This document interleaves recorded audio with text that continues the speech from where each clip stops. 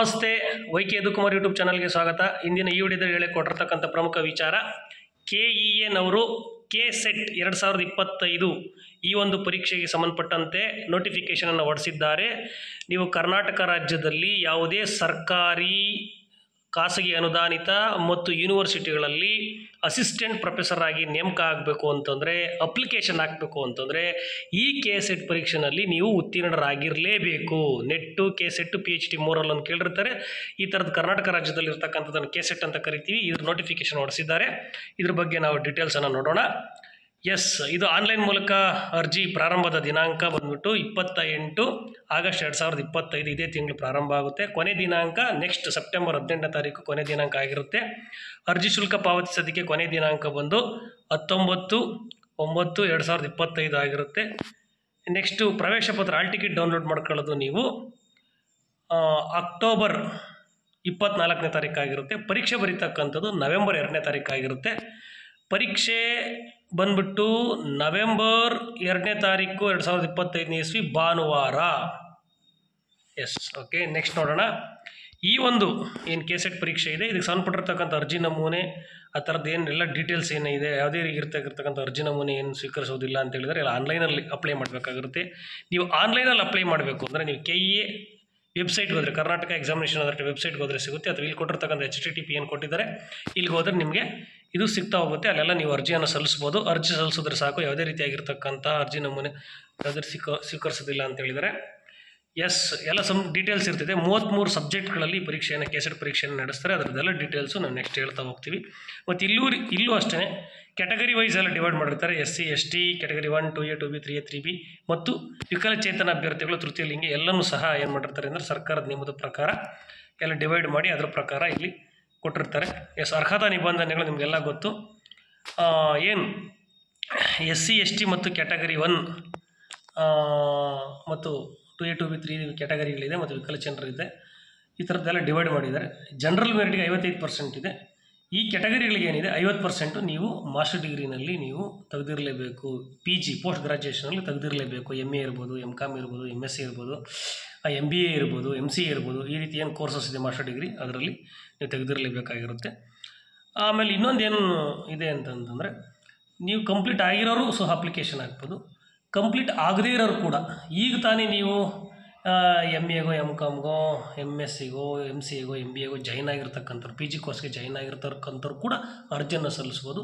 KSET result ಬಂದು ನೀವೇನು KSET result ಬರುತ್ತೆ, ಆ ರಿಸಲ್ಟ್ ಬಂದಾಗಿನಿಂದ ಹಿಡಿದು ಅಲ್ಲಿಂದ 2 ವರ್ಷ ಟೈಮ್ ಇರುತ್ತೆ. ನೀವು ನಿಮ್ಮ PG ಕೋರ್ಸ್ ಪೋಸ್ಟ್ ಗ್ರಾಜ್ಯುಯೇಷನ್ನ ಕಂಪ್ಲೀಟ್ ಮಾಡ್ಕೊಳ್ಳೋದಕ್ಕೆ 2 ವರ್ಷ ಇರುತ್ತೆ. ಅದು ಸಹ ಮಾಹಿತಿಯನ್ನು ಕೊಟ್ಟಿರ್ತಾರೆ. ಹಾಗಾಗಿ 1 ವರ್ಷ ಮಾಸ್ಟರ್ ಡಿಗ್ರಿ ಕಂಪ್ಲೀಟ್ ಆಗಿರಬೇಕು, 2ನೇ ವರ್ಷದಲ್ಲಿ ಇರಬೇಕು, 3rd ಸೆಮಿಸ್ಟರ್ಗೆ ಇರಬೇಕು ಅನ್ನೋತಕ್ಕಂಥ ಯಾವ ನಿಯಮವೂ ಇಲ್ಲ. ನೀವು 1st ಸೆಮ್ ಇರಲಿ, 2nd ಸೆಮ್ ಇರಲಿ, 3rd ಸೆಮ್ ಇರಲಿ, 4th ಸೆಮ್ ಇರಲಿ, ಯಾವುದೇ ಸೆಮ್ಮಲ್ಲಿ ನೀವು ಮಾಸ್ಟರ್ ಡಿಗ್ರಿ ಮಾಡ್ತಾ ಇರ್ತಕ್ಕಂಥವರು ಕೂಡ, ಜಸ್ಟ್ ನೀವು ಅಡ್ಮಿಷನ್ ಆಗಿರ್ತಕ್ಕಂಥವರು ಕೂಡ ಈ ಪರೀಕ್ಷೆಗೆ ಅರ್ಜಿ ಸಲ್ಲಿಸ್ಬೋದು. ಆದರೆ ನೀವು KSET ಪರೀಕ್ಷೆ ಉತ್ತೀರ್ಣರಾಗಿ 2 ವರ್ಷ ಪರೀಕ್ಷೆ ಫಲಿತಾಂಶ ರಿಸಲ್ಟ್ ಪ್ರಕಟ ಆಗುತ್ತಲ್ಲ, 2 ವರ್ಷ ಟೈಮ್ ಇರುತ್ತೆ. ಆ 2 ವರ್ಷದೊಳಗಡೆ ಮಾಸ್ಟರ್ಸ್ ಡಿಗ್ರಿ ಅಥವಾ PG ಕೋರ್ಸನ್ನು ಕಂಪ್ಲೀಟ್ ಮಾಡ್ಕೊಳ್ಳೋದು, ಇದು ನಿಮಗೆ ನೆನಪಲ್ಲಿ ಇರಲಿ. ನೆಕ್ಸ್ಟ್ ನೋಡೋಣ. ಭಾಳ ಇಂಪಾರ್ಟೆಂಟ್ ಆಗಿರ್ತಕ್ಕಂತಹ ಮಾಹಿತಿ ನಿಮಗೆ ಹೇಳೋದಾದರೆ, ಈಗ ವಯೋಮಿತಿ ಸಡಿಲಿಕೆ ಏನಿದೆ ಅಂತಕ್ಕಂಥದ್ದು ಯಾವುದೇ ರೀತಿಯಾಗಿರ್ತಕ್ಕಂಥ ಗರಿಷ್ಠ ವಯೋಮಿತಿ ಇರೋದಿಲ್ಲ. ಕನಿಷ್ಠ ವಯೋಮಿತಿ ಎಷ್ಟಿರಬೇಕು ಅನ್ನೋದು ಕೊಟ್ಟಿಲ್ಲ. ಯಾಕೆ ಅಂತಂದರೆ ನೀವು PG ಕೋರ್ಸ್ ಮಾಡ್ತಾ ಇರ್ತಕ್ಕಂಥವ್ರು ಮತ್ತು ಕಂಪ್ಲೀಟ್ ಆಗಿರ್ತಕ್ಕಂಥವ್ರು ಯಾರು ಬೇಕಾದ್ರೂ ಅರ್ಜಿ ಸಲ್ಲಿಸ್ಬೋದು. ಮ್ಯಾಕ್ಸಿಮಮ್ ಏಜ್ ಲಿಮಿಟ್ ಯಾವುದೂ ಇಲ್ಲ.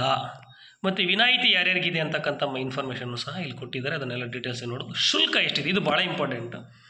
ಪರೀಕ್ಷೆಗೆ ಎಷ್ಟು ಎಕ್ಸಾಮಿನೇಷನ್ಸ್ ಫೀಸ್ ಇದೆ ಅಂತಂದರೆ, ಕ್ಯಾಟಗರಿ 1 SC ST PW ಮತ್ತು ತೃತೀಯ ಲಿಂಗಿಗಳಿಗೆ 700 ರೂಪಾಯಿ ಇದೆ. ಅದನ್ನು ಹೊರತುಪಡಿಸಿ general merit 2A, 2B, 3A, 3B ಈ ಕ್ಯಾಟಗರಿಗಳಿಗೆ 1000 ರೂಪಾಯಿ ಅರ್ಜಿ ಶುಲ್ಕ ಪರೀಕ್ಷೆ ಶುಲ್ಕ ಇರ್ತಕ್ಕಂಥದ್ದು. ಅರ್ಜಿ ಶುಲ್ಕ ಯಾವುದೇ ಇರೋದಿಲ್ಲ, ಎಕ್ಸಾಮಿನೇಷನ್ ಫೀಸ್ ಮಾತ್ರ ಇರುತ್ತೆ. SC ST category 1 plus PWD ಮತ್ತು ತೃತೀಯ ಲಿಂಗಿಗಳಿಗೆ 700 ರೂಪಾಯಿ. ಇನ್ನು ಉಳಿದಿರ್ತಕ್ಕಂಥವ್ರಿಗೆ 1000 ರೂಪಾಯಿ ಇರ್ತಕ್ಕಂಥದ್ದು. ಈ ಒಂದು ಫೀಸನ್ನೆಲ್ಲ ಆನ್ಲೈನ್ ಮೂಲಕ ನೀವು ಪಾವತಿ ಮಾಡಬೇಕಾಗುತ್ತೆ. ಆನ್ಲೈನ್ ಪೇಮೆಂಟ್ ಕೂಡ ಮಾಡೋದಕ್ಕೆ ಅವಕಾಶ ಇದೆ. ಆನ್ಲೈನ್ ಪೇಮೆಂಟು ನೀವು ಫೋನ್ಪೇನೋ, ಗೂಗಲ್ ಪೇನೋ ಈ ಥರದ್ದು Paytm ಬಳಸ್ತಾ ಇದ್ದರೆ ಇದರಲ್ಲೂ ಕಟ್ಬೋದು ಅಥವಾ ಕಾರ್ಡ್ ಬಳಸಿ ಕಟ್ಬೋದು, ಆನ್ಲೈನ್ ಮೂಲಕನೂ ಸಹ ನೀವು ಕಟ್ತಾ ಹೋಗ್ಬೋದು. ಉದಾಹರಣೆ ಎಲ್ಲ ರೀತಿಯಾಗಿರ್ತಕ್ಕಂಥ ಇನ್ಫಾರ್ಮೇಷನನ್ನು ಕೊಟ್ಟಿದ್ದಾರೆ. ಆದರೆ ಯಾವುದೇ ರೀತಿಯಾಗಿರ್ತಕ್ಕಂತಹ ನೀವು ಚಾನಲ್ ಜನ್ರೇಟ್ ಮಾಡೋಕ್ಕೆ ಅವಕಾಶ ಇಲ್ಲ. ಮನಿ ಆರ್ಡರ್ ಮೂಲಕನೋ ಡಿಮಾಂಡ್ ಡ್ರಾಫ್ಟ್ ಮೂಲಕ ಈ ಥರನ ಆಫೀಸ್ ಚಾನಲ್ ಮೂಲಕನೂ ಕಟ್ಟೋಕ್ಕಾಗೋದಿಲ್ಲ. ಕೇವಲ ನೀವು ಆನ್ಲೈನಲ್ಲಿ ಮಾತ್ರ ಪೇಮೆಂಟ್ ಕಟ್ಟಬೇಕು. ಮತ್ತು ಕೇಸೆಟ್ಟಿಗೆ ಏನೇನು ಇರುತ್ತೆ ಅಂತಂದರೆ, ನೀವು ನೋಡಿ 2 ಪೇಪರ್ ಇರುತ್ತೆ, ಪೇಪರ್ 1 ಪೇಪರ್ 2 ಅಂತೇಳಿ. ಫಸ್ಟ್ ಪೇಪರ್ ಬಂದುಬಿಟ್ಟು ನಿಮಗೆ ಜನರಲ್ ಅವೇರ್ನೆಸ್ ಮತ್ತು ರಿಸರ್ಚ್ ಮೆಥಡಾಲಜಿ ಅಂತೆಲ್ಲ ಕರಿತಾ ಹೋಗ್ತಾರೆ. ರಿಸರ್ಚ್ ಆಪ್ಟಿಟ್ಯೂಡ್ ಅಥವಾ ರಿಸರ್ಚ್ ಮೆಥಡಾಲಜಿ ಸಂಬಂಧಪಟ್ಟಂಗೆ ಮತ್ತು ಜನರಲ್ ನಾಲೆಡ್ಜ್ ಸಂಬಂಧಪಟ್ಟಂಗೆ ಇರ್ತಕ್ಕಂಥದ್ದು ಫಸ್ಟ್ ಪೇಪರು. 2ನೇ ಪೇಪರ್ ಬಂದು ಆಯಾ ಸಬ್ಜೆಕ್ಟ್ ಪೇಪರ್ ಸಂಬಂಧಪಟ್ಟಿರ್ತಕ್ಕಂಥದ್ದು. ಮೊದಲನೇ ಪತ್ರಿಕೆಯಲ್ಲಿ 10 ಭಾಗ ಮಾಡಿರ್ತಾರೆ. ಪ್ರತಿಯೊಂದು ವಿಭಾಗದಲ್ಲಿ 5 ಕ್ವಶನ್ಸ್ ಕೇಳ್ತಾ ಹೋಗ್ತಾನೆ. ಹಾಗಾಗಿ 50 ಕ್ವಶನ್ಸ್ ಆಗ್ತಾ ಹೋಗ್ತಿದೆ. 100 ಮಾರ್ಕ್ಸ್ಗೆ ಇರುತ್ತೆ. 2ನೇ ಪೇಪರಲ್ಲಿ 100 ಕ್ವಶನ್ಸ್ ಕೇಳ್ತಾನೆ, 200 ಮಾರ್ಕ್ಸ್ಗೆ ಇರುತ್ತೆ. ಅಂದರೆ ಈಚ್ ಕ್ವಶನ್ ಕ್ಯಾರಿ 2 ಮಾರ್ಕ್ಸ್ ಅಂತೇಳಿ ಅರ್ಥ. 3 ಗಂಟೆಗಳಿರ್ತಿತ್ತು ಓವರಾಲ್. 2 ಪತ್ರಿಕೆಗಳು ಸೇರಿ ಕಂಟಿನ್ಯೂಸ್ ಇರ್ತಿತ್ತು. ಫಸ್ಟ್ ಪತ್ರಿಕೆಗೆ ನೀವು ಕೂತ್ಕೊಂಡ್ರೆ ಕಂಟಿನ್ಯೂಸ್ ಇರ್ತಕ್ಕಂಥದ್ದು 10 ಗಂಟೆಗೆ ಶುರುವಾದರೆ ಮಧ್ಯಾಹ್ನ 1 ಗಂಟೆ ತನಕ ಇರ್ತೈತೆ. 3 ಅವರ್ಸ್ ಇರುತ್ತೆ. ಫಸ್ಟ್ ಪೇಪರಿಗೆ ಬಂದುಬಿಟ್ಟು 50 ಕ್ವಶನ್ಸು 100 ಮಾರ್ಕ್ಸ್. ಸೆಕೆಂಡ್ ಪೇಪರ್ ಬಂದುಬಿಟ್ಟು 100 ಕ್ವಶನ್ಸು 200 ಮಾರ್ಕ್ಸ್. ಟೋಟಲ್ 300 ಮಾರ್ಕ್ಸ್ಗೆ ಇರುತ್ತೆ. 300ಕ್ಕೆ ಇರುತ್ತೆ. 300 ಮಾರ್ಕ್ಸ್ಗೆ ಹೆಚ್ಚು ಕಡಿಮೆ ನೀವು 150 ಕ್ರಾಸ್ ಆದರೆ ಹೆಚ್ಚು ಕಡಿಮೆ ನೀವು ಕೇಸೆಟ್ಟು ಕ್ಲಿಯರ್ ಆಗ್ತೀರಾ. ಅದು ಕೆಲವು ಸಬ್ಜೆಕ್ಟ್ಗಳ ಮೇಲೆ ಡಿಪೆಂಡ್ ಆಗುತ್ತೆ. ಕ್ವಶನ್ ಪೇಪರ್ ಡಿಫಿಕಲ್ಟಿ ಮೇಲೆ ಡಿಪೆಂಡ್ ಆಗುತ್ತೆ. ಆ ವರ್ಷ ಬರೆದಿರ್ತಕ್ಕಂಥ ಅಭ್ಯರ್ಥಿಗಳ ಮೇಲೂ ಸಹ ಡಿಪೆಂಡ್ ಆಗ್ತಕ್ಕಂಥದ್ದು. ಹಾಗಾಗಿ ಒಂದು ಮಿನಿಮಮ್ ಇಟ್ಕೊಳ್ಬೋದು. ಒಂದು 150ಕ್ಕಿಂತ ಹೆಚ್ಚು ಅಂಕಗಳನ್ನು ನೀವು ಸ್ಕೋರ್ ಮಾಡಿದ್ರೆ 300ಕ್ಕೆ ಯಾವುದೇ ರೀತಿಯಾಗಿರ್ತಕ್ಕಂಥ ನೆಗೆಟಿವ್ ಇಲ್ಲ. ಎಲ್ಲ ಪ್ರಶ್ನೆಗಳು ನೀವು ಅಟೆಂಡ್ ಮಾಡಿ ಬರ್ಬೋದು. ಯಾವುದೇ ರೀತಿಯಾಗಿರ್ತಕ್ಕಂಥ ನೆಗೆಟಿವ್ ಮಾರ್ಕಿಂಗ್ ಇಲ್ಲದೆ ಇರೋದ್ರಿಂದಾಗಿ ನಿಮ್ಗೆ ಯಾವುದೇ ರೀತಿಯ ಅಂಕಗಳು ಕಡಿತ ಆಗೋದಿಲ್ಲ. ಇದು ಒಂದನ್ನು ನೀವು ಇಟ್ಕೊಳ್ಳಿ. ನೋಡಿ, ಮೊದಲನೇದು ಸಾಮಾನ್ಯ ಪತ್ರಿಕೆ ಜನರಲ್ ನಾಲೆಡ್ಜ್ ಹೇಳಿದ್ದಾರೆ. ಅದರಲ್ಲಿ ಟೀಚಿಂಗ್ ಇರುತ್ತೆ, ರಿಸರ್ಚ್ ಇರುತ್ತೆ ಮತ್ತು ಬೌದ್ಧಿಕ ಸಾಮರ್ಥ್ಯ ರೀತಿ ಅಳಿತಾ ಹೋಗ್ತಾರೆ. ಅದರೆಲ್ಲ ಡೀಟೇಲ್ಸನ್ನು ಹೇಳಿದ್ದಾರೆ. ಇದು ಹೆಚ್ಚಿನ ಮಾಹಿತಿ ನಾವು ವೈ ಕೆ ಕುಮಾರ್ ಯೂಟ್ಯೂಬ್ ಚಾನಲಲ್ಲಿ ಸುಮಾರು ಕ್ಲಾಸ್ಗಳನ್ನು ಸಹ ನಾವು ಮಾಡಿದ್ದೀವಿ. ಈ ಫಸ್ಟ್ ಪೇಪರ್ ಸಂಬಂಧಪಟ್ಟಂತೆ ನೀವು ನೋಡ್ತಾ ಹೋಗ್ಬೋದು. 2ನೇ ಪೇಪರ್ ಆಯಾ ಪತ್ರಿಕೆ ನೀವು ಯಾವ ಸಬ್ಜೆಕ್ಟಲ್ಲಿ ನೀವು ಮಾಸ್ಟರ್ಸ್ ಮಾಡ್ತಿರ್ತೀರೋ, PG ಕೋರ್ಸ್ ಮಾಡ್ತಿರ್ತೀರೋ ಆ ಸಬ್ಜೆಕ್ಟ್ ಇರ್ತದೆ 2ನೇ ಪತ್ರಿಕೆಯಲ್ಲಿ. ನೀವು 2ನೇ ಪತ್ರಿಕೆಗೆ ಹೆಚ್ಚು ಒತ್ತು ಕೊಟ್ಟು ಓದ್ತಕ್ಕಂಥದ್ದು ಭಾಳ ಇಂಪಾರ್ಟೆಂಟು. ಯಾಕಂದರೆ ಸಬ್ಜೆಕ್ಟು ನೀವು ಕಲಿತಾ ಇರ್ತೀರ ಮತ್ತು ಮುಂದಕ್ಕೆ ಫ್ಯೂಚರ್ಗೆ ನೀವು ಅಸಿಸ್ಟೆಂಟ್ ಪ್ರೊಫೆಸರ್ ಆಗೋಕ್ಕೆ ಸರ್ಕಾರಿ ಪ್ರಥಮ ದರ್ಜೆ ಕಾಲೇಜುಗಳಲ್ಲಿ ನೋಟಿಫಿಕೇಷನ್ ಆದಾಗ ಅಲ್ಲೂ ಸಹ ಸಬ್ಜೆಕ್ಟು ನಿಮಗೆ ಹೆಚ್ಚಿನ ಅಂಕಗಳಿರೋದ್ರಿಂದ ಅದಕ್ಕೆ ಆದ್ಯತೆ ಕೊಡಿ. ಹಾಗಂತ ಫಸ್ಟ್ ಪೇಪರ್ ಕಡೆಗಣಿಸಂಗಿಲ್ಲ. ಫಸ್ಟ್ ಪೇಪರ್ಸ್ಗೂ ನೀವು ಆದ್ಯತೆ ಕೊಡಬೇಕಾಗುತ್ತೆ. ಎಲ್ಲ UGC ನೆಟ್ ಏನಿರುತ್ತೆ ಅದೇ ಮಾನದಂಡಗಳು ಸಹ ಇಲ್ಲೂ ಕೇಸೆಟ್ ಪರೀಕ್ಷೆ ಫಲಿತಾಂಶ ಪ್ರಕಟ ಮಾಡೋಕ್ಕೆ ಸಂಬಂಧಪಟ್ಟಿರ್ತಕ್ಕಂಥ ಎಲ್ಲ ಡೀಟೇಲ್ಸ್ ಇರುತ್ತೆ. ಅದು ನಿಮಗೆ ತಕ್ಷಣಕ್ಕೆ ಈಗ ಅರ್ಥ ಆಗಲ್ಲ, ಇದರ ಅವಶ್ಯಕತೆ ನಿಮಗಿಲ್ಲ. ಇದನ್ನೆಲ್ಲನೂ ಪರೀಕ್ಷೆ ಬರೆದು ಮುಗಿಸಿದ ನಂತರ ಈ ನೋಟಿಫಿಕೇಷನ್ ಡೀಟೇಲ್ಸ್ ಮತ್ತೆ ಪುನಃ ಓದಿವರಂತೆ ಯಾವ ರೀತಿ ಕಟ್ ಆಫ್ ನಿಲ್ಲಿಸ್ತಾರೆ ಅಂತಕ್ಕಂಥದ್ದು ಈಗ ಅವಶ್ಯಕತೆ ಇಲ್ಲ. ಮತ್ತು ಕೇಸೆಟ್ ಪಠ್ಯಕ್ರಮ ಮತ್ತು ಪ್ರಶ್ನೆ ಪತ್ರಿಕೆ ಎಲ್ಲ ಯಾವ ರೀತಿ ಇರ್ತಕ್ಕಂಥದ್ದು ಎಲ್ಲ ಡೀಟೇಲ್ಸು ನಿಮಗೆ ಅದೇ KE ವೆಬ್ಸೈಟ್ಗೆ ಹೋದರೆ ನಿಮಗೆ ಎಲ್ಲ ಡೀಟೇಲ್ಸು ಕೂಡ ಸಿಗ್ತಾ ಹೋಗುತ್ತೆ. ಒಟ್ಟು 33 ಸಬ್ಜೆಕ್ಟ್ಸ್ ಇದ್ದಾವೆ.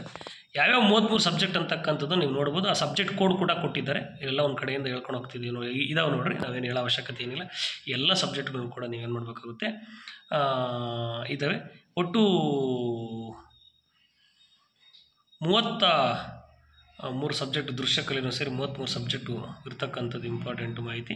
ಮತ್ತು ಇಲ್ಲಿ ಕೊಟ್ಟಿರ್ತಕ್ಕಂಥದ್ದು ಕೋಡ್ಸು ಲೆಫ್ಟ್ ಸೈಡ್ ಕೊಟ್ಟರು 33 ಸಬ್ಜೆಕ್ಟ್ಸ್ ಇರ್ತಕ್ಕಂಥದ್ದು ಭಾಳ ಇಂಪಾರ್ಟೆಂಟ್ ಆಗಿರ್ತಕ್ಕಂಥದ್ದು. ನೋಡಿ, ಇದರಲ್ಲಿ ನಿಮ್ಮ ಸಬ್ಜೆಕ್ಟ್ ಇದೆಯಾ ಅಂತಕ್ಕಂಥದ್ದು ಒಮ್ಮೆ ನೋಡ್ಕೊಳ್ಳಿ. ಇಷ್ಟು ಇನ್ಫಾರ್ಮೇಷನ್ನು ಒಳ್ಳೆಯದಾಗಲಿ. All the best. ಮತ್ತು ಪರೀಕ್ಷಾ ಕೇಂದ್ರಗಳ ಬಗ್ಗೆ ಒಂದಷ್ಟನ್ನು ಮಾಹಿತಿಯನ್ನು ಕೊಟ್ಟಿದ್ದಾರೆ.